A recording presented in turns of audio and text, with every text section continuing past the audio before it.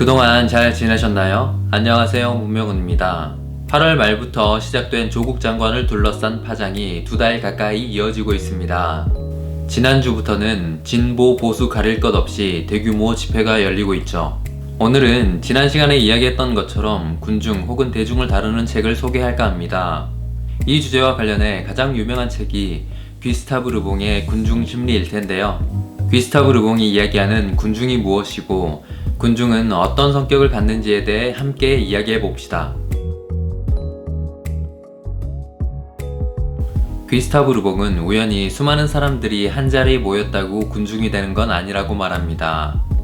우선 저자가 이야기하는 군중이 무엇인지 들어보죠. 어떤 일정한 여건에서, 그리고 오직 이런 여건에서만 인간들의 집합체는 이 집합체를 구성하는 개인들의 특성과는 크게 다른 새로운 특성이 있다. 의식을 가진 개성은 저치를 감추고 그 집합체를 이루는 모든 단위의 감정과 생각은 같은 방향으로 향한다. 그리고 의심의 여지 없이 일시적이지만 대단히 명확한 특징을 드러내는 집단적 정신 상태가 형성된다. 나는 더 나은 표현을 찾아내지 못했으므로 이 집단을 조직된 군중이라고 혹은 심리적 군중이라고 부를 것이다. 그런 군중은 단일 존재를 형성하며 군중의 정신적 단일성이라는 법칙에 따른다.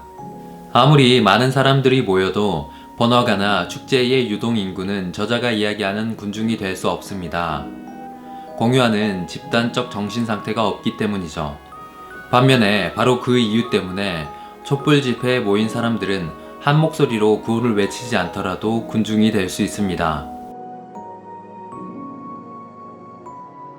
집단적 정신상태를 갖는 군중은 개인들의 결합이지만 개인과는 다른 특성을 갖습니다.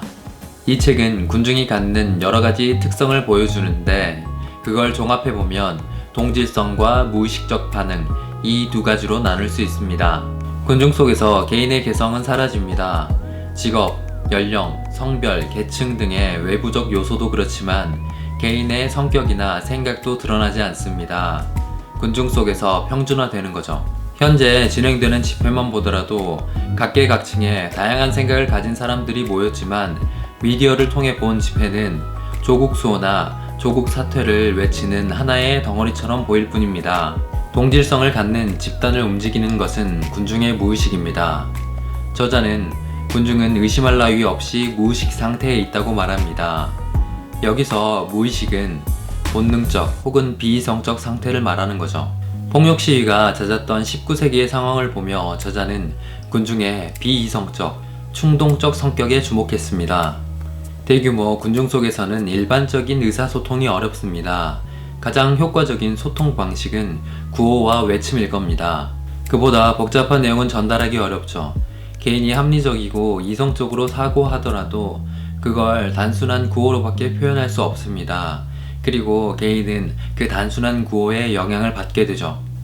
분위기에 휩싸이면 개인의 의지와 다르게 충동적인 반응이 나올 수 있습니다. 군중은 사소한 자극과 암시에 큰 영향을 받습니다. 과격한 지도자의 말이 군중을 폭력적으로 만드는 경우도 있고 의도하지 않은 충동이 평화 시위를 폭력 시위로 만들기도 합니다. 이 때문에 르봉은 군중이 쉽게 암시에 걸리고 그 암시가 빠르게 전염된다고 이야기합니다. 최악의 경우 군중 속 개인은 꼭두각시가 되어버리죠. 의식하는 개성의 소멸, 의식하지 못하는 개성의 우위, 암시와 감염을 통해 감정과 생각을 한 방향으로 인도, 암시된 생각을 즉시 행동으로 옮기는 경향, 바로 이런 것들이 군중을 형성하는 개인의 주요한 특징이다. 그런 개인은 이제 더는 그 자신이 아니다. 자기 의지대로 움직이지 못하는 자동 인형이 되어버린 것이다. 동질성과 무의식적 성격을 갖는 군중은 단순해집니다. 개인은 일상에서는 합리적이고 논리적으로 사고하지만 군중이 되면 복잡한 논리를 받아들이지 못합니다. 규모가 커지면 개인들 사이에서 이루어지는 섬세한 의사소통은 불가능해지는데 어쩔 수 없는 물리적인 제약이죠. 대신 군중은 피상적인 이미지를 통해 사고합니다. 겉으로 드러난 유사성만 가지고 판단하는 거죠. 가령 윤석열 총장은 조국 장관을 수사하는 검찰의 수장이기에 윤석열 총장은 조국 장관에 반대하고 조국 장관을 임명한 문재인 대통령의 반대편에 선 적폐다라는 식의 받아들이기 힘든 논리가 만들어집니다. 르봉은 일관성 없는 이미지를 군중 사고방식의 특징이라고 설명합니다. 군중이 느끼는 감정도 사고방식만큼이나 극단적입니다. 제가 전에 분노하라 라는 영상에서 감정에는 사고가 전제되어 있다고 말한 적이 있습니다. 분노라는 감정에는 누군가가 피해를 받고 그 피해가 부당하다는 인식이 전제되어 있죠. 피상적 이미지를 통한 왜곡된 사고는 왜곡된 감정을 낳습니다. 르봉은 단순화되고 극단적인 사고가 이분법을 조장하고 과장된 분노와 숭배로 이어진다고 말합니다. 작은 잘못이지만 인터넷에서 크게 부풀려져 마녀 사냥을 당하는 경우가 있는데 극단적인 감정 표출의 예죠. 귀스타브 르봉은 군중이 항상 나쁘기만 한 것은 아니라고 이야기합니다. 군중이 갖고 있는 열정과 대담함이 사회의 발전으로 이어지기도 하니까요. 게다가 군중이 어떤 암시를 받느냐에 따라 군중은 한없이 도덕적으로 행동할 수도 있습니다.